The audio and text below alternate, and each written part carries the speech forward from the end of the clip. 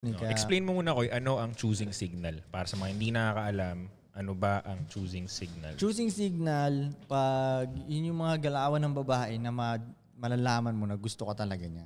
Yep. Na hindi alam ng iba yung paano, na pinili ka niya. Yung mga ganito kayo, Koy. Kumamot dito. Pinili ka niya, parang ganun. Kasi mga babae naman talaga ang pumipili sa lalaki. Yung choosing signals ba, hindi rin alam ng babae yun? Hindi rin sila aware. Hindi rin sila aware. Unconscious sila.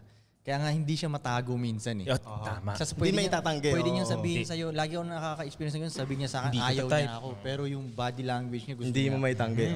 Parang ganun. So, yun ang choosing basically, signal. Ang babae kasi talaga ang mamimilit. Lalaki, wala talaga. Hindi tayo namimili eh. Walang karapatan mamili. Hindi talaga tayo namimili. Parang gano'n. Kasi kung tayo lang mamimili, lahat yan. Lahat yan. Diba na mo? So, babae talaga namimili. So, ang gagawin mo na lang is, gagawin mong kapili-pili yung sarili mo. So, aastigan mo yung sarili mo. So, ang gagawin mo lang talaga is lumapag ka na lang. Mag-posing ka lang dun ba? Hintayin mo lang na piliin ka. Parang gano'n.